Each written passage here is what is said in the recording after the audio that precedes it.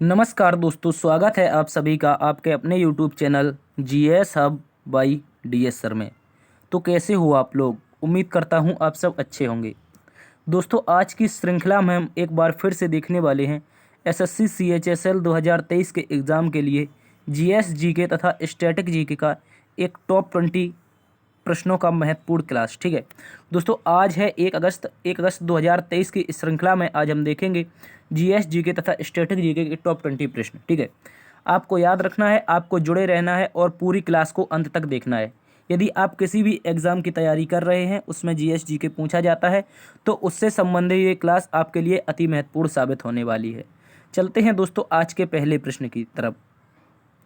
आज का motivation quote जो आपको ऊर्जावान बनाएगा और मंजिल के प्रति जागरूक रखेगा। कह रहा है दोस्तों, जिंदगी खेलती भी उसी के साथ है जो खिलाड़ी बेहतरीन होता है। दर्द सबके एक से हैं मगर हौसले सबके अलग अलग हैं। कोई हताश होकर के बिखर जाता है, कोई संघर्ष करके निखर जाता है। दोस्तों, बहुत अच्छी लाइन है। कह रहा है कि ज़िंदगी खेलती उसी के साथ है जो खिलाड़ी बेहतरीन होता है।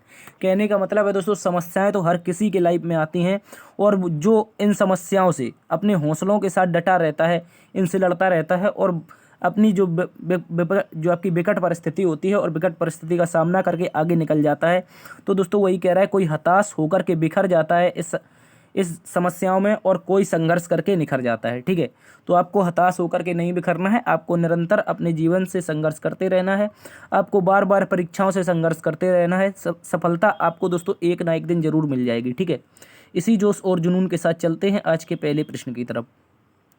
आज का पहला प्रश्न आपसे कह रहा है कि स्वेज नहर किस किस को जोड़ती है। इंपॉर्टेंट क्वेश्चन है, याद रखेंगे। अगर दोस्तों बात कर लें स्वेज नहर की, तो स्वेज नहर कहाँ पर स्थित है, सबसे पहले तो इसको हम देखने का प्रयास करते हैं। ठीक है, कुछ इस तरह से ये आपका यहाँ पर अफ्रीका महाद्वीप स्थित है। ठीक है, यहाँ पर कुछ इस तरह से अफ्रीका महाद्वीप स्थित है और जो स्वेज नहर है वो आपकी कुछ इस तरह से स्थित है। ठीक है, इसको याद रखेंगे, कुछ इस तरह से स्थित है यहाँ पर।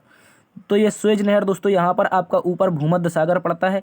क्या पड़ता है? भूमध्य सागर। ठीक है, भूमध्य सागर, और नीचे आपका इस स्थान पर पड़ता है लाल सागर। ठीक है, तो याद रखेंगे भूमध्य सागर को लाल सागर से जोड़ने वाली नहर है दोस्तों आपकी स्वेज नहर। कौन सी नहर है? भूमध्य सागर को लाल सागर से जोड़ने वाली। तो इसका ऑप्शन एक राइट आंसर हो जाएगा। जो भूमध्य सागर को जोड़ती है लाल सागर से दोस्तों, उसको स्वेज नहर कहते हैं। अगर दोस्तों बात कर लें यहाँ पर स्वेज नहर की, तो इसका निर्माण फ्रांस के द्वारा किया गया था। कब किया गया था, तो इसके बारे में भी चर्चा करेंगे। फ्रांस के द्वारा निर्माण होता है इसका 1859 में। कब होता है दोस्तों? 1859 में इसका निर्माण होता है, लेकिन कुछ समय पश्चात ये आपके ब्रिटेन के कब्जे में चली जाती है। किसके?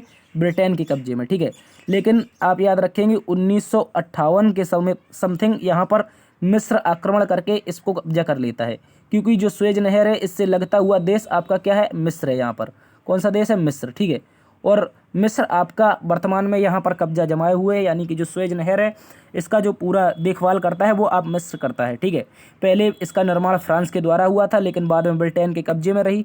लेकिन दोस्तों यहाँ पर अब आप लोग याद रखेंगे ये वर्तमान में किसके कब्जे में है, तो याद रखेंगे मिस्र देश की अचल संपत्ति है। ठीक है, इसके अतिरिक्त दोस्तों बात कर लेते हैं, यहाँ पर इसका राइट आंसर हो जाएगा ऑप्शन ए।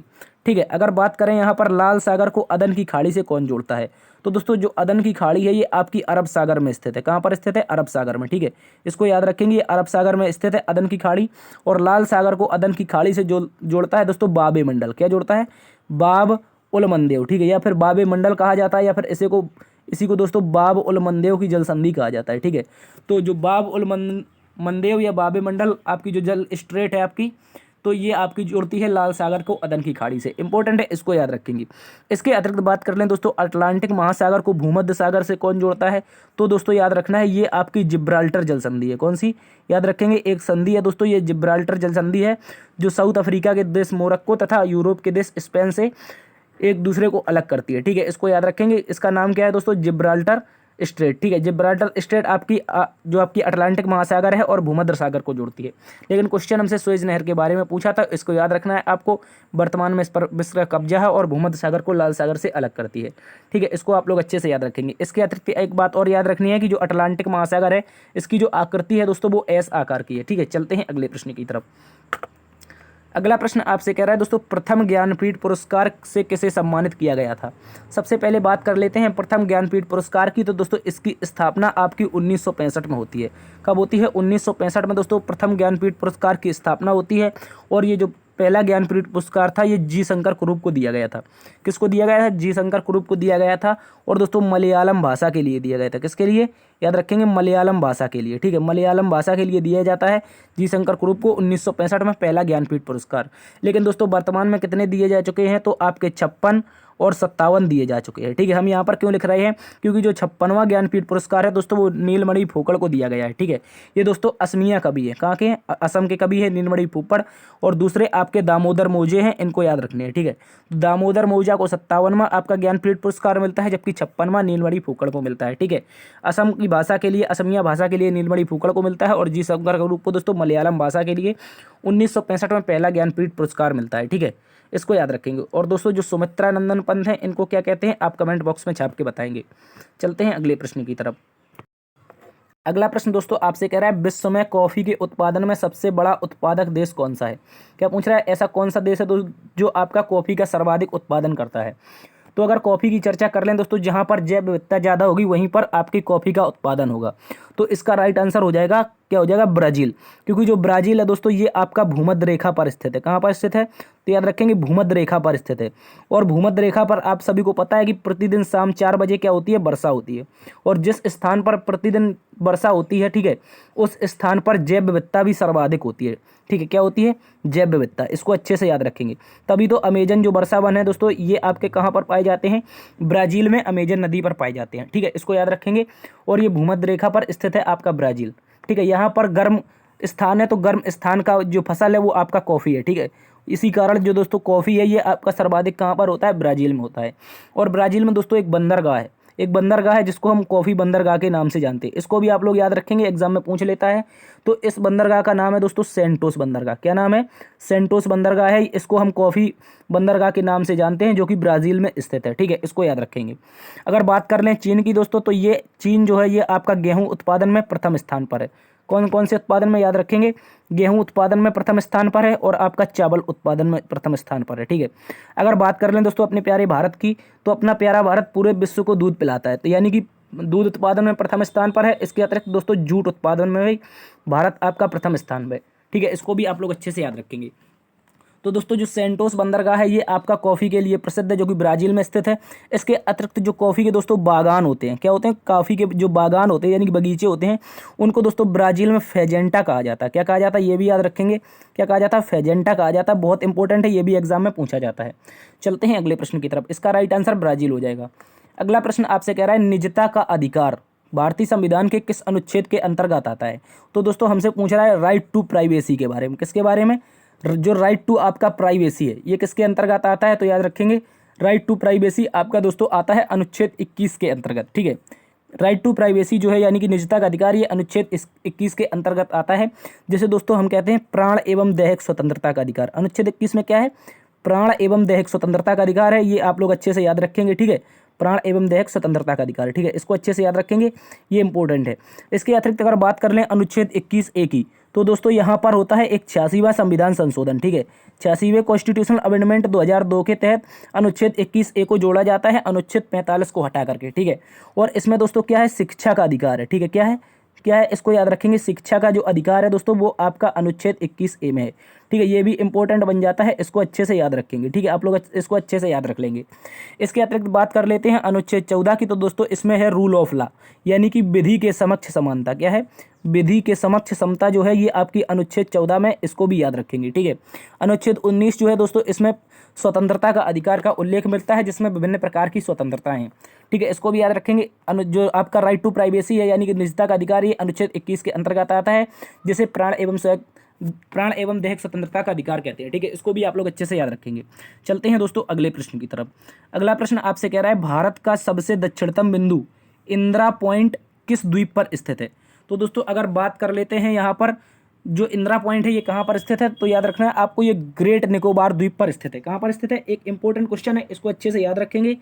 जो आपका इंदिरा पॉइंट है, क्या है? इंदिरा जो पॉइंट है ये दोस्तों आपका ग्रेट निकोबार द्वीप पर स्थित है। ठीक है, ये भारत का सबसे दक्षिणतम द्वीप है, इसको भी याद रखेंगे। ठीक है, और जो इंदिरा पॉइंट है दोस्तों इसे हम पार्सन पॉइंट के नाम से पहले जानते थे। ठीक है, किस नाम से जानते थे? पार्सन पॉइंट के नाम से। इसको अच्छे से याद रखेंगे, पार्सन पॉइंट हो जाता है इसका पुराना नाम। ठीक है, इसके अतिरिक्त इसका एक और पुराना नाम है। ठीक है, उसका नाम क्या है दोस्तों? इसका नाम है पिगमिलियन पॉइंट। क्या नाम है? पिगमिलियन पॉइंट। क्वेश्चन पूछ लेगा पिगमिलियन पॉइंट किसे कहते हैं, तो इंदिरा पॉइंट को ही कहा जाता है, और इसके अतिरिक्त इसी को पार्सन पॉइंट भी कहा जाता है, ठीक है। और ये दोस्तों भारत का सबसे दक्षिणतम बिंदु है, जो कि ग्रेट निकोबार द्वीप में अंडमान निकोबार द्वीप समूह का हिस्सा है, ठीक है। इसको अच्छे से याद रखेंगे। इसके अतिरिक्त चर्चा कर लेते हैं हम यहाँ पर उत्तरी अंडमान से, जो आपका कार निकोबार अलग होता है। क्या है, जो उत्तरी अंडमान है, जो आपका उत्तरी अंडमान है, उत्तरी अंडमान, इसको याद रखेंगे, ये क्वेश्चन पूछा जाता है। और जो आपका कार निकोबार है, इसको कौन सा अलग करता है, ठीक है, कौन सा चैनल अलग करता है, तो याद रखना है आपको, जो कार निकोबार उत्तरी अंडमान है, इसको दोस्तों आपका 10 डिग्री चैनल, 10 डिग्री जो उत्तरी अक्षांश है, ये इसको अलग करता है, इसको याद रखेंगे, ठीक है। 10 डिग्री उत्तरी अक्षांश किसको अलग करता है, तो उत्तरी अंडमान को कार निकोबार से। इंपॉर्टेंट है, इसको भी आप लोग अच्छे से याद रखेंगे। चलते हैं दोस्तों अगले प्रश्न की तरफ। अगला प्रश्न आपसे कह रहा है, निम्नलिखित में से कौन सा दर्रा उत्तराखंड में स्थित नहीं है। तो अगर उत्तराखंड के दर्रों की बात कर लें यहाँ पर, तो याद रखेंगे जो माना दर्रा है दोस्तों, ये उत्तराखंड में है। इसके अतिरिक्त आपका नीति दर्रा उत्तराखंड में है, और लिपुलेख दर्रा उत्तराखंड में है, ठीक है। इसको अच्छे से याद रखेंगे। जो लिपुलेख दर्रा है, ये दोस्तों नेपाल के साथ हमारा थोड़ा इस पर झगड़ा भी रहता है, ठीक है। काला पानी जो विवाद है, ये लिपुलेख दर्रा के पास ही स्थित है, ठीक है। इसके अतिरिक्त दोस्तों यहाँ पर चर्चा कर लें सिपकिला दर्रा की, तो ये आपका हिमाचल प्रदेश में आ जाता है। कहाँ पर आ जाता है, इसको अच्छे से याद रखेंगे, हिमाचल प्रदेश में आ जाता है, ठीक है, हिमाचल प्रदेश में।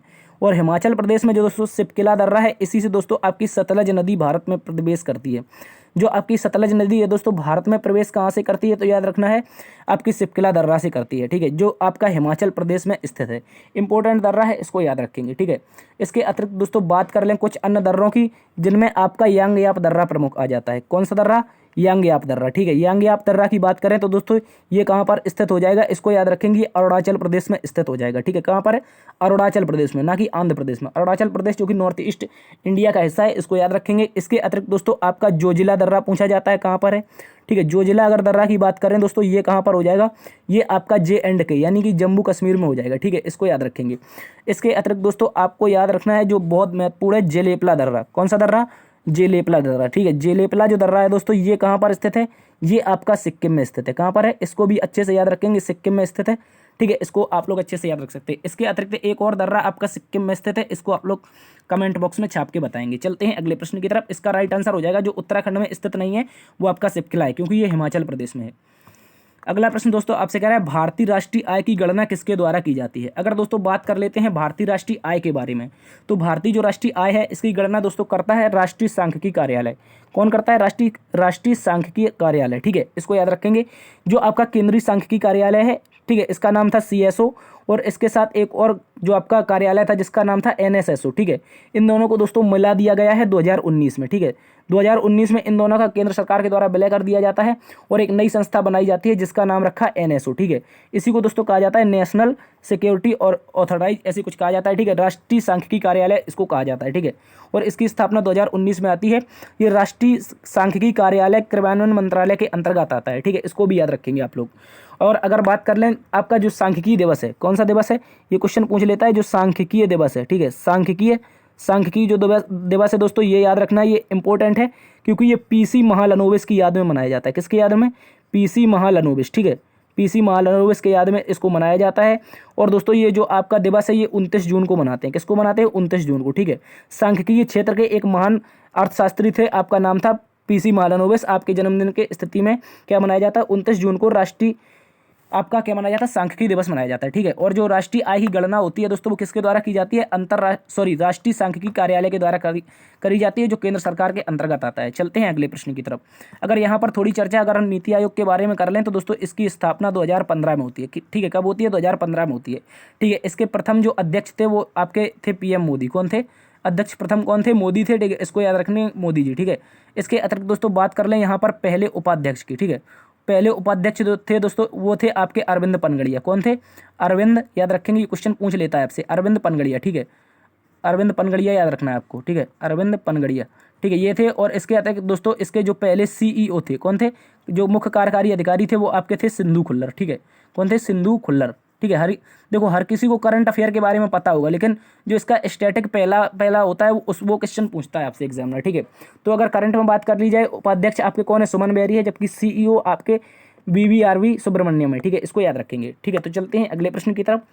अगला प्रश्न आपसे कह रहा है भारत के मुख्य निर्वाचन आयुक्त की नियुक्ति किसके द्वारा की जाती है? ठीक है, प्रधानमंत्री के द्वारा, नेता प्रतिपक्ष के द्वारा, मुख्य न्यायाधीश के द्वारा या राष्ट्रपति के द्वारा? ठीक है, या फिर एक दो तीन यानी कि इन तीनों के द्वारा। ठीक है, इसको याद रखेंगे। हमसे क्वेश्चन पूछ रहा है कि जो मुख्य निर्वाचन आयुक्त है दोस्तों, इसकी नियुक्ति के बारे में पूछ रहा है। ठीक है, देखो यहाँ पर बच्चा बहुत ज़्यादा कंफ्यूज हो जाएगा, क्योंकि अभी आप लोगों ने करंट अफेयर में पढ़ा है कि जो आपका नेशनल जो मुख्य रूप से मुख्य निर्वाचन आयुक्त है दोस्तों, इसकी नियुक्ति कौन करेगा? इसकी नियुक्ति तो करेगा आपका राष्ट्रपति। ठीक है, ये आपका कोई बदलने वाला नहीं है। ठीक है, नियुक्ति आपका क्या करता था? राष्ट्रपति पहले भी करता था, अभी भी करेगा। लेकिन इसकी जो नियुक्ति होगी वो दोस्तों एक समिति बनाई जाएगी। ठीक है, ये अभी हाल ही में सुप्रीम कोर्ट ने फैसला दिया है कि एक समिति बनाई जाएगी और उस समिति में आपका प्रधानमंत्री शामिल होगा दोस्तों, नेता प्रतिपक्ष शामिल होगा, ठीक है, विपक्ष का नेता, और भारत का जो मुख्य न्यायाधीश होगा वो शामिल होगा। ठीक है, तो इन तीनों के द्वारा एक समिति बनेगी और ये जो समिति जिसका भी नाम सिफारिश करेगी, जिसके नाम की भी सिफारिश करेगी दोस्तों, इसी के नाम की सिफारिश के आधार पर राष्ट्रपति क्या कर देगा दोस्तों? मुख्य निर्वाचन आयुक्त की नियुक्ति कर देगा। यानी कि मुख्य चुनाव जो आयुक्त होगा उसकी नियुक्ति कौन कर देगा? राष्ट्रपति करेगा। लेकिन समिति कौन सी होगी? इन तीनों की होगी, प्रधानमंत्री, नेता प्रतिपक्ष और मुख्य न्यायाधीश। ठीक है, तो इसमें आपको कंफ्यूज नहीं होना है, नियुक्ति तो आपका राष्ट्रपति ही करेगा। चलते हैं अगले प्रश्न की तरफ। अगला प्रश्न दोस्तों आपसे कह रहा है जारवा जनजाति मुख्य रूप से कहाँ निवास करती है? तो अगर दोस्तों बात कर लें जारवा जनजाति की, किसके बारे में? जारवा के बारे में। इसके अतिरिक्त एक और जनजाति है जिसका नाम है सेंटलीज। क्या नाम है दोस्तों? सेंटलीज। ये जो दोनों की दोनों जनजातियां हैं ये आपकी अंडमान निकोबार में पाई जाती हैं। कहाँ पर पाई जाती हैं? अंडमान निकोबार में। ठीक है, तो इसका जो राइट आंसर होगा दोस्तों वो ऑप्शन ए हो जाएगा। इंपॉर्टेंट क्वेश्चन है, याद रखेंगे। ठीक है, मालदीव की बात करें तो भारत का एक पड़ोसी देश है जो कि समुद्री सीमा साझा करता है, जबकि जो लक्षद्वीप है दोस्तों ये आपका प्रवाल से बना भारत का एकमात्र द्वीप समूह है। ठीक है, प्रवाल से बना द्वीप समूह कौन है? प्रवाल से बना द्वीप समूह। ठीक है, ये हो जाएगा आपका लक्षद्वीप। ठीक है, और इसमें लगभग 37 मुख्य द्वीप स्थित हैं और ये दोस्तों सबसे छोटा केंद्र शासित प्रदेश है। क्या है? जो लक्षद्वीप है ये सबसे छोटा केंद्र शासित प्रदेश है, ऐसा भी आपको याद रखना है। सबसे छोटा जो आपका यूटी हो जाएगा वो लक्षद्वीप हो जाएगा। ठीक है, सबसे छोटा, इसको याद रखेंगे। इसकी जो राजधानी है दोस्तों वो कावारत्ती है। ठीक है, और मेघालय की बात करें तो मेघालय के बारे में चर्चा कर लेते हैं। मेघालय बहुत इंपॉर्टेंट हो जाता है। ठीक है, ज्योग्राफिकली और आपका वैसे भी हो जाता है। ठीक है, तो अगर मेघालय की बात कर लें दोस्तों, यहाँ पर 3 पहाड़ियाँ स्थित हैं जिनमें आपकी गारो पहाड़ी है। ठीक है, गारो पहाड़ी, खासी पहाड़ी। ठीक है, खासी पहाड़ी के अतिरिक्त एक और है दोस्तों जयंतिया पहाड़ी। ठीक है, इन तीनों पहाड़ियों के नाम पर दोस्तों यहाँ पर 3 जनजातियाँ रहती हैं, एक गारो जनजाति, खासी जनजाति और पहाड़ी जनजाति। जो लोग इन पहाड़ियों पर निवास करते हैं वो उसी पहाड़ी के नाम की जनजाति के नाम से जाने जाते हैं। ठीक है, और इसके अतिरिक्त दोस्तों आपकी जो खासी पहाड़ी है इसी के नीचे स्थित है मौसिन राम। क्या स्थित है? मासिन राम। ठीक है, मासिन राम जो आपका स्थित है वो खासी पहाड़ी के नीचे स्थित है और इस कारण मासिन राम में सर्वाधिक वर्षा होती है। क्यों होती है?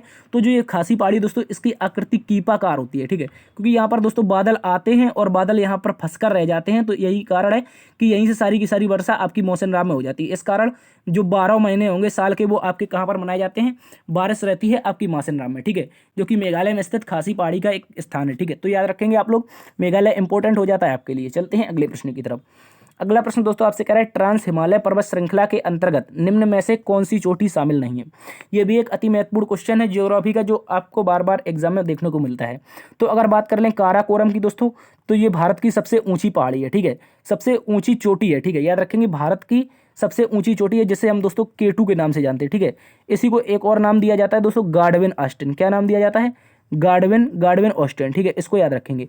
ठीक है, तो हमसे इसके बारे में क्या पूछा है कि जो ट्रांस हिमालय है, जो आपका ट्रांस हिमालय है, इसके जो पर्वत श्रृंखला है इसके अंतर्गत कौन सी चोटी शामिल नहीं है? ठीक है, इसके अतिरिक्त जो चोटी है आपकी माउंट एवरेस्ट है, लद्दाख है, जस्कर है। ठीक है, अगर काराकोरम की बात कर लें दोस्तों तो ये काराकोरम आपकी हो जाएगी जो आपकी ट्रांस हिमालय का हिस्सा है। ठीक है, इसके अतिरिक्त आपकी लद्दाख जो चोटी है ये भी आपकी ट्रांस हिमालय का हिस्सा है और जास्कर चोटी ये भी आपकी ट्रांस हिमालय का हिस्सा है।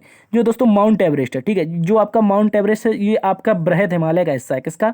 जो बृहद हिमालय है, जो बृहद हिमालय है, ठीक है, ये इसका हिस्सा है। कौन सा? Mount Everest. ठीक है, और जो आपका माउंट एवरेस्ट है दोस्तों ये आपका पड़ता है नेपाल में। कहाँ पर पड़ता है? नेपाल में। बहुत इंपॉर्टेंट है, इसको याद रखेंगे। नेपाल में दोस्तों इसको सागर माथा नाम से जाना जाता है। किस नाम से? सागर माथा। इसको भी आप लोग अच्छे से याद रखेंगे। ठीक है, तो इसको आप लोग अच्छे से याद रखेंगे। इसका राइट आंसर क्या हो जाएगा? जो माउंट एवरेस्ट है ये आपका ट्रांस हिमालय का हिस्सा नहीं है। ठीक है, ये किसका हिस्सा है? तो ये याद रखना है बृहद हिमालय का। ये क्वेश्चन आपसे पूछता है कि माउंट एवरेस्ट किसका हिस्सा है, तो याद रखना है बृहद हिमालय का। चलते हैं अगले प्रश्न की तरफ। अगला प्रश्न दोस्तों कह रहा है निम्नलिखित में से कौन सी क्रांति झींगा उत्पादन से संबंधित है? दोस्तों जो झींगा होती है एक प्रकार की छोटी मछली की प्रजाति होती है। किसकी? ये मछली की एक छोटी प्रजाति होती है, इसको याद रखेंगे। ठीक है, जो फिश होती है इसकी छोटी सी प्रजाति होती है और ये दोस्तों गुलाबी कलर की होती है। कैसे कलर की? गुलाबी कलर की, इसलिए इसको कहा जाता है गुलाबी क्रांति। जो झींगा उत्पादन किया जाता है भारत में वो सर्वाधिक आपका गुलाबी क्रांति के नाम से जाना जाता है। ठीक है, इसको याद रखेंगे। इसके अतिरिक्त यहाँ पर चर्चा कर लेते हैं रजत क्रांति की। तो ये जो रजत क्रांति है ये आपकी अंडा उत्पादन से हो जाएगी। किससे हो जाएगी दोस्तों? अंडा उत्पादन से। ठीक है, अंडा उत्पादन से जो आपकी क्रांति हो जाती है वो आपकी कौन सी हो जाती है? रजत क्रांति। ठीक है, इसको आप लोग अच्छे से याद रखेंगे, इंपॉर्टेंट बन जाता है। इसके अतिरिक्त पीली क्रांति जो होती है वो तिलहन से संबंधित होती है। किससे होती है? तिलहन से, जिससे दोस्तों तेल निकलता है। ठीक है, तिलहन से संबंधित होती है, इसको याद रखेंगे। अगर गोल्ड क्रांति की बात करें दोस्तों ये आलू से संबंधित होती है। किससे? आलू से संबंधित। ठीक है, और जो आपका राष्ट्रीय आलू अनुसंधान है दोस्तों ये कहाँ पर है? ये आपका शिमला में। इसको भी आप लोग अच्छे से याद रखेंगे। ठीक है, शिमला में आपका क्या है? राष्ट्रीय आलू अनुसंधान। ठीक है, इसको अच्छे से याद रखेंगे। गोल्ड क्रांति आलू से संबंधित हो जाती है, पीली क्रांति तिलहन से, गुलाबी क्रांति आपकी झींगा उत्पादन से हो जाएगी, जबकि रजत क्रांति अंडा उत्पादन से हो जाएगी। ठीक है, चलते हैं अगले प्रश्न की तरफ। अगला प्रश्न दोस्तों आपसे कह रहा है निम्नलिखित में से कौन सा अनुच्छेद न्यायपालिका कार्यपालिका की शक्तियों का पृथक्करण करता है? दोस्तों ऐसा कौन सा अनुच्छेद है जो आपका न्यायपालिका, किसका? याद रखेंगे, न्यायपालिका। न्यायपालिका के अलावा क्या हो जाएगा? आपका कार्यपालिका। ठीक है, न्यायपालिका और कार्यपालिका इन दोनों की जो शक्तियों का पृथक्करण है ये कौन सा अनुच्छेद करता है? ऐसा क्वेश्चन आपसे पूछा है। तो याद रखेंगे भारतीय संविधान का जो अनुच्छेद 50 है, कौन सा? जो दोस्तों अनुच्छेद भारतीय संविधान का 50 है, ये कहता है कि जो न्यायपालिका होगी वो कार्यपालिका के किसी भी काम में बाधा नहीं देगी, और जो कार्यपालिका होगी वो न्यायपालिका के काम में बाधा नहीं देगी। ठीक है, तो इस प्रकार जो न्यायपालिका और कार्यपालिका की शक्तियों का पृथक्करण है वो अनुच्छेद 50 के अंतर्गत आता है। ठीक है, इसके अतिरिक्त इसका राइट आंसर अनुच्छेद 50 होगा जाएगा। लेकिन अनुच्छेद 51 की बात करें तो दोस्तों यहाँ पर अंतर्राष्ट्रीय शांति की बात की गई है। किसकी बात की गई है? जो अंतर्राष्ट्रीय शांति होगी। कैसी शांति? अंतर्राष्ट्रीय शांति। ठीक है, अंतर्राष्ट्रीय शांति, या फिर इसी को दोस्तों कहा जाता है भारत की विदेश नीति। क्या कहा जाता है? जो भारत की विदेश नीति है वो भी आपकी अनुच्छेद 51 में ही है। इंपॉर्टेंट है, इसको याद रखेंगे। इसके अतिरिक्त अनुच्छेद 32 की बात की जाए तो दोस्तों संवैधानिक उपचारों का अधिकार कैसा है? संवैधानिक उपचारों का अधिकार कहाँ पर है? तो याद रखेंगे ये दोस्तों आपका हो जाता है संवैधानिक उपचारों का अधिकार। ठीक है, संवैधानिक उपचारों का अधिकार ये कहाँ पर हो जाएगा? अनुच्छेद 32 में हो जाएगा। और इसको दोस्तों अनुच्छेद 32 को भीमराव अंबेडकर के द्वारा क्या कहा गया है? तो याद रखेंगे संविधान की आत्मा कहा गया। इसके अतिरिक्त अनुच्छेद 14 अभी हमने चर्चा की थी कि यहाँ पर रूल ऑफ लॉ है, यानी कि विधि के समक्ष समता है। चलते हैं अगले प्रश्न की तरफ। अगला प्रश्न दोस्तों आपसे पूछ रहा है सोन नदी का उद्गम किस स्थान से होता है? अगर दोस्तों बात कर लेते हैं सोन नदी की, किसकी? सोन नदी की। तो दोस्तों याद रखेंगे जो सोन नदी है ये आपकी गंगा की सहायक नदी है। किसकी है? गंगा की सहायक नदी है। ठीक है, इसको याद रखेंगे जो सोन नदी है। ठीक है, अगर दोस्तों यहाँ पर चर्चा कर लेते हैं हम सोन नदी के उद्गम की, तो एक स्थान, एक पहाड़ी है जिसका नाम है अमरकंटक। क्या नाम है दोस्तों? अमरकंटक। ठीक है, अमरकंटक से दो नदियां निकलती हैं। ठीक है, जो आपकी प्रमुख रूप से हो जाती हैं। अमरकंटक से निकलने वाली दो नदियां हैं, एक आपकी सोन नदी है जबकि दूसरी आपकी नर्मदा नदी है। ठीक है, सोन नदी गंगा की सहायक नदी है, ये बिहार में गंगा से जाकर मिल जाती है सोनपुर में। इसके अतिरिक्त दोस्तों जो आपकी नर्मदा नदी है वो यहीं से अमरकंटक से निकलती हुई कहाँ पर जाती है? ये आपकी खंबात की खाड़ी में गिरती है। कहाँ पर गिरती है? खंबात की खाड़ी में। ठीक है, खंबात की खाड़ी में कौन सी नदी गिरती है? तो याद रखना आपको, आपकी नर्मदा नदी गिरती है जो आपकी अमरकंटक से मध्य प्रदेश से निकलती है। ठीक है, अगर बात कर लें यहाँ पर त्र्यंबकेश्वर पहाड़ी की, तो दोस्तों ये पहाड़ी आपकी नासिक में स्थित है। कहाँ पर स्थित है? नासिक में। और नासिक से नदी कौन सी निकलती है दोस्तों? गोदावरी निकलती है। कौन सी? गोदावरी नदी निकलती है आपकी त्र्यंबकेश्वर पहाड़ी से। ठीक है, अगर ब्रह्मगिरी पर्वत की बात कर लें दोस्तों ये आपका कर्नाटक में स्थित है। कहाँ पर है? याद रखेंगे कर्नाटक में स्थित है। और यहाँ से दोस्तों नदी निकलती है जिसका नाम है कावेरी। ठीक है, कावेरी नदी ब्रह्मगिरी पर्वत से निकलती है। इसके अलावा महाबलेश्वर पर्वत आपका महाराष्ट्र में स्थित है। कहाँ पर है दोस्तों? महाराष्ट्र में स्थित है। और महाराष्ट्र से आपकी नदी निकलती है दोस्तों, इसका नाम है, आप याद रखेंगे, इस महाबलेश्वर पर्वत से आपकी कृष्णा नदी निकलती है। कौन सी नदी? कृष्णा नदी। ये भी आपका इंपॉर्टेंट क्वेश्चन बन जाता है। ठीक है, तो इसको भी आप लोग अच्छे से याद रख लेंगे। चलते हैं अगले प्रश्न की तरफ।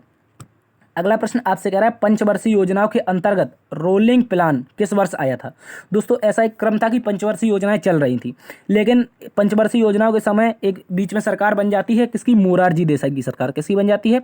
मोरारजी देसाई की। ठीक है, मोरारजी देसाई की जब सरकार बन जाती है तो दोस्तों ये क्या करते हैं 1978 में अकस्मात पंचवर्षीय योजनाओं को समाप्त कर देते हैं और क्या ले आते हैं? रोलिंग प्लान ले आते हैं। क्या ले आते हैं? Rolling plan. ठीक है, रोलिंग प्लान जो कि जनता पार्टी का एक अच्छा खासा प्लान था, लेकिन जनता पार्टी की सरकार 1980 में गिर जाती है। ठीक है, कब गिर जाती है? 1980 में।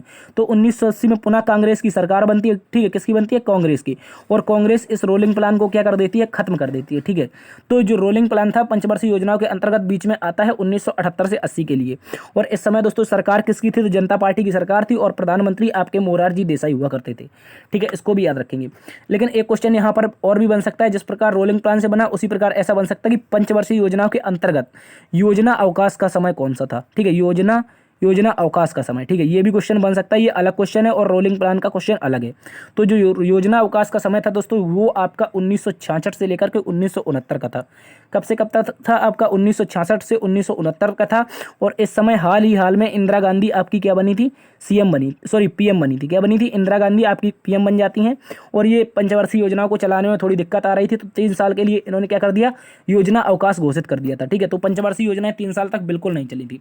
अगर बात कर लें पहली पंचवर्षीय योजना की दोस्तों, ये आपकी 1951 से 56 तक चलती है, दूसरी 56 से लेकर के 61 तक चलती है, और तीसरी आपकी 61 से लेकर के 66 तक चलती है। लेकिन 66 से 69 के बीच में आपका कोई कार्य नहीं होता है, तो इसी 66 से 69 के बीच के समय को कहा जाता है योजना अवकाश। ठीक है, इसको भी आप लोग अच्छे से याद रख लेंगे। लेकिन क्वेश्चन हमसे पूछा है रोलिंग प्लान के बारे में, तो ये आपका राइट आंसर ऑप्शन डी हो जाएगा, 1978 से 80 तक। ठीक है, चलते हैं अगले प्रश्न की तरफ। अगला प्रश्न दोस्तों आपसे कह रहा है कि राष्ट्रीय आपातकाल के दौरान कौन से मूल अधिकारों को छोड़कर अन्य सभी को प्रतिबंधित कर दिया जाता है। तो दोस्तों याद रखेंगे, जब आपका राष्ट्रीय आपातकाल की घोषणा होती है, तो ये आपकी अनुच्छेद 159 के ये जो अनुच्छेद है, जब राष्ट्रीय आपातकाल की घोषणा होती है तो अनुच्छेद 359 के तहत होती है। ठीक है, लेकिन दोस्तों जो आपका राष्ट्रीय आपातकाल है, इसका जिक्र 352 में, लेकिन जो घोषणा की जाती है 359 के तहत की जाती है। ठीक है, इसको याद रखेंगे। और जब आपातकाल भारत में लग जाता है, तो इस समय क्या होता है? अनुच्छेद 20 और 21। ठीक है, अनुच्छेद 20 और 21, जिसमें 20 में आपका गिरफ्तारी से संबंधित संरक्षण है, जबकि 21 में आपका प्राण एवं दैहिक स्वतंत्रता का अधिकार है। तो इन दोनों को छोड़कर बाद बाकी जितने भी आपके मौलिक अधिकार होते हैं उनको समाप्त कर दिया जाता है। लेकिन अनुच्छेद 20 और 21 इन दोनों को समाप्त नहीं किया जाता है। इसको आप लोग अच्छे से याद रखेंगे। चलते हैं अगले प्रश्न की तरफ। और ऐसा प्रावधान कब से किया गया है? क्वेश्चन पूछ लेगा कि अनुच्छेद 20-21 को कब से समाप्त नहीं किया जाता है। तो ये प्रावधान आपका 1978 में किया गया था। कब किया गया था? 1978 में, 44वें संविधान संशोधन के तहत। ठीक है, 44वें संविधान संशोधन के तहत कहा गया था कि जो आपका अनुच्छेद 20 और 21 है, इसको खत्म नहीं किया जाएगा। पहले दोस्तों, इससे पहले 1975 में आपकी जो इंदिरा गांधी जी ने आपातकाल लगाए थे, उसमें सारे अनुच्छेदों को निलंबित कर दिया था। लेकिन आगे चलकर आपको बताया था कि जनता पार्टी की सरकार बनती है और मोरारजी देसाई 44वां संविधान संशोधन कर देते हैं, और उसी में कह देते हैं कि जो भी राष्ट्रपति बनेगा वो आपका आपातकाल के दौरान 20-21 को छोड़कर सब अनुच्छेद निरस्त कर सकता है, लेकिन 20-21 को नहीं कर सकता है। ठीक है, तो 44वें संविधान संशोधन के तहत बहुत सारे कार्य हुए थे, जैसे आपका संपत्ति का अधिकार भी संबंधित है, उसी में ये भी आपका प्रावधान जोड़ा गया था। चलते हैं अगले प्रश्न की तरफ। अगला प्रश्न दोस्तों आपसे कह रहा है प्रोजेक्ट टाइगर यानी कि बाघ को भारत में किस वर्ष प्रारंभ किया गया था। अगर बात कर लेते हैं दोस्तों प्रोजेक्ट टाइगर के बारे में, किसके बारे में? प्रोजेक्ट टाइगर के बारे में। तो ये आपकी एक महत्वाकांक्षी परियोजना थी, और इसके तहत क्या करना था दोस्तों? भारत में बाघों की जो पैदावारी थी उनको बढ़ाना था। ठीक है, तो ये जो प्रोजेक्ट टाइगर था, ये भारत में 1973 में दोस्तों इंदिरा जी की सरकार में चला था। किसकी सरकार में चला था?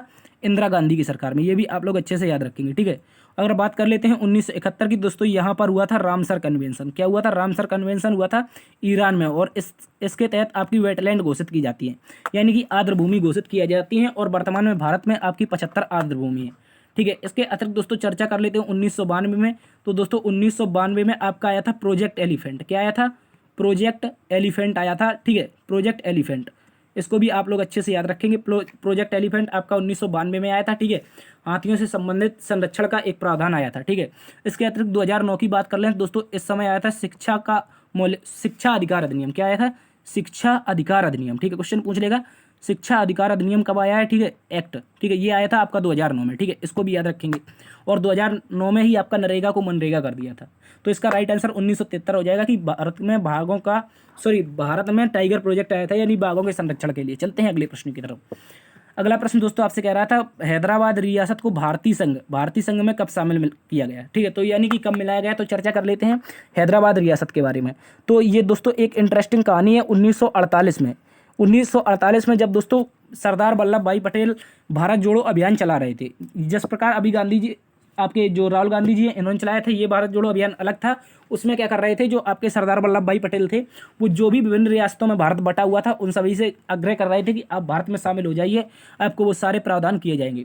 लेकिन दोस्तों उसी में आपकी हैदराबाद रियासत थी जिनमें निजामों की सरकार चलती थी।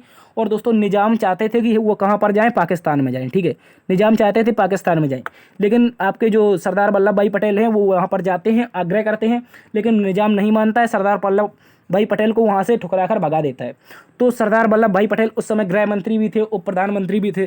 तो इन्होंने क्या किया दोस्तों, एक ऑपरेशन चलाया जिसका नाम था ऑपरेशन पोलो। क्या नाम था, याद रखेंगे, ऑपरेशन पोलो। ये इंपॉर्टेंट बन जाता है भारत की हिस्ट्री में, ठीक है। ऑपरेशन पोलो के तहत 1948 में दोस्तों हैदराबाद की रियासत में क्या किया, घुस कर के पूरे पुलिस वालों को घुसेड़ दिया और कह दिया कि आज से हैदराबाद रियासत भारत का हिस्सा हो गई, ठीक है। तो इस प्रकार निजाम ने सरेंडर किया था और इस प्रकार से जो ऑपरेशन पोलो चला था उसके तहत हैदराबाद रियासत को 1948 में भारतीय संघ में मिलाया गया था, ठीक है। और जो हैदराबाद रियासत है दोस्तों, ये आपकी सहायक संधि पर हस्ताक्षर करने वाली पहली रियासत भी थी, ठीक है। जो लॉर्ड वेलेजली ने आपकी सहायक संधि चलाई थी उसमें पहली जो हस्ताक्षर करने वाली रियासत थी वो आपकी हैदराबाद रियासत ही थी, ठीक है। इसके अतिरिक्त 1848 की दोस्तों चर्चा कर लेते हैं। तो दोस्तों इस समय चली थी आपकी डॉक्ट्राइन ऑफ लैप्स, जिसे हम दोस्तों कहते हैं राज्य हड़प नीति। क्या कहते हैं, राज्य हड़प नीति। और इसी राज्य हड़प नीति के तहत दोस्तों क्या हुआ था, जो आपका लॉर्ड डलहौजी था उसने 1848 में सतारा को, किसको, महाराष्ट्र की एक रियासत थी जो पहली बार ईस्ट इंडिया कंपनी में शामिल की गई थी, वो सतारा रियासत थी, ठीक है। इसको भी आप लोग अच्छे से याद रखेंगे। इसके अतिरिक्त चर्चा कर लेते हैं 1961 की। तो 1961 में एक दोस्तों ऑपरेशन चलता है और एक इस ऑपरेशन का नाम था ऑपरेशन विजय। क्या नाम था, ऑपरेशन विजय। और ये कब चला था, किस लिए चला था, क्यों चला था, तो याद रखेंगे गोवा को भारत में मिलाने के उद्देश्य से चलाया गया था, क्योंकि गोवा में पुर्तगालियों का कब्जा था और पुर्तगाली गोवा को छोड़कर नहीं जा रहे थे। तो भारत सरकार ने एक बार फिर से आपका ऑपरेशन विजय चलाती है और गोवा को भारत का अभिन्न हिस्सा बना लिया जाता है, ठीक है। अगर 1856 की बात करें तो 1856 में अवध को ईस्ट इंडिया कंपनी में मिलाया गया था। कब मिलाया गया था, 1856 में अवध को ईस्ट इंडिया कंपनी में मिलाया गया था, वो भी कुशासन के आधार पर। किसके आधार पर, कुशासन के आधार पर मिलाया गया था। और इसमें आउटरम ने एक रिपोर्ट दी थी। किसने दी थी, आउटरम नामक व्यक्ति था, इसी ने एक अपनी रिपोर्ट जारी की थी कि अवध में कुशासन है, इस कारण अवध को ईस्ट इंडिया कंपनी में मिला लिया जाए। चलते हैं दोस्तों अगले प्रश्न की तरफ। अगला प्रश्न आपसे कह रहा है निम्नलिखित में से कौन सी नदी वैदिक काल में शतुद्री के नाम से जानी जाती थी।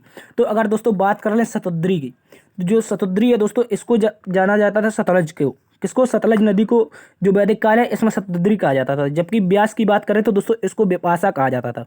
क्या कहा जाता था, बिपाशा कहा जाता था, ठीक है। आपका अस्कनी चिनाब को कहा जाता था। किसको कहा जाता है, अस्कनी आपका चिनाब को कहा जाता था। जबकि रावी को दोस्तों परसुड़ी कहा जाता था। क्या कहा जाता था, परसुड़ी कहा जाता था, ठीक है। इसको भी याद रखेंगे। तो सतलज को शतुद्री, रावी को परसुड़ी और बिपाशा ब्यास को, जबकि अस्कनी चिनाब को। और दोस्तों बितस्ता जो नदी थी, बितस्ता नदी दोस्तों कैसे कहा जाता था, ये आपका झेलम को कहा जाता था। किसको, झेलम को। ये भी याद रखेंगे आप लोग।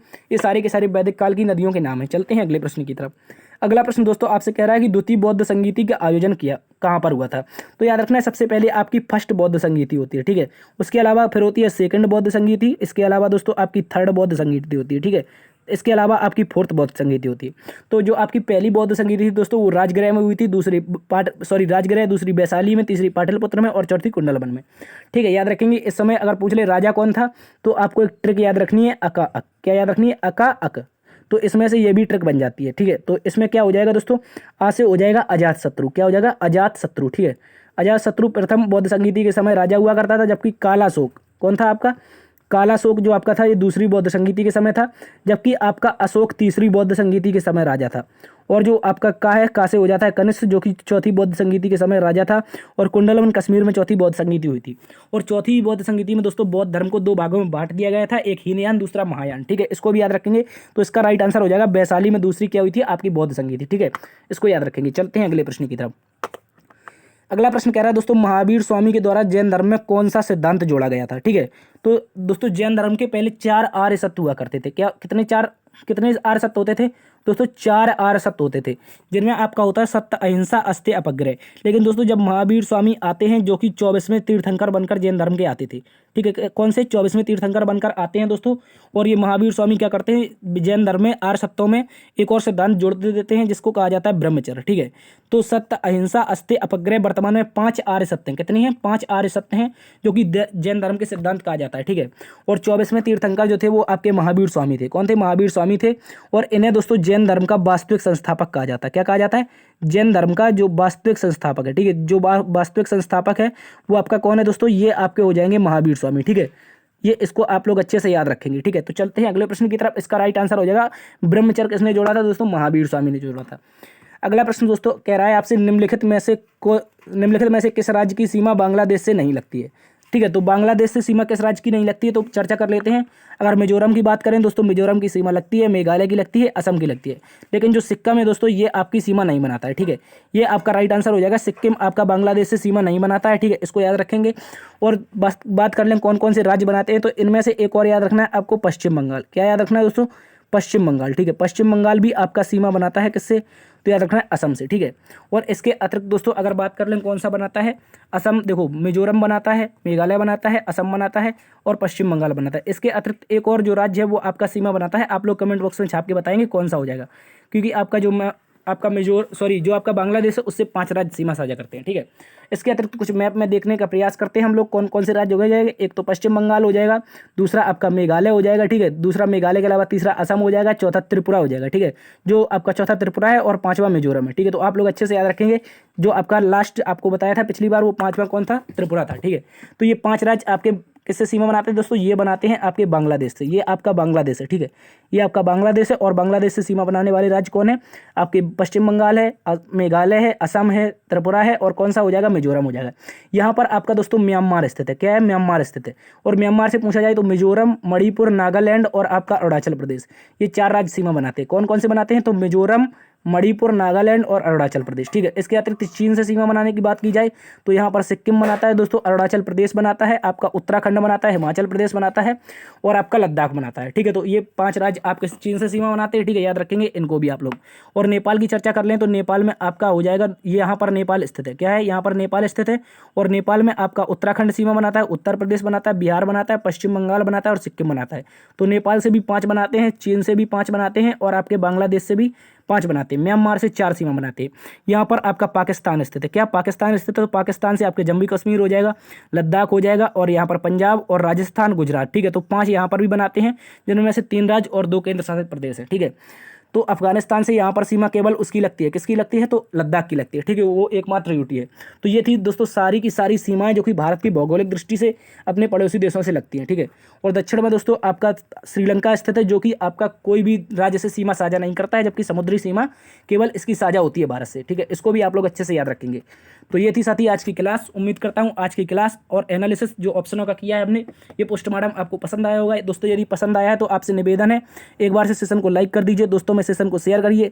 यदि चैनल पर नए हैं और अभी तक आपने हमको सब्सक्राइब नहीं किया है तो जल्द ही आप लोग हमको 1000 पर पहुँचाइए। और दोस्तों ज़्यादा से ज़्यादा क्लास को शेयर करना है और चैनल को सब्सक्राइब भी करना है। ठीक है, आपके लिए फिर जल्दी से हम लैपटॉप पर पढ़ाने का प्रयास करेंगे। 1000 सब्सक्राइबर हो जाएंगे तो आगे से आपके सामने भी कुछ हम भी सामने से पढ़ाने का प्रयास करते हैं। ठीक है, देखते रहिए जी ऐसा बाय डियर सर। बड़ों का सम्मान करना, छोटों को प्यार देना।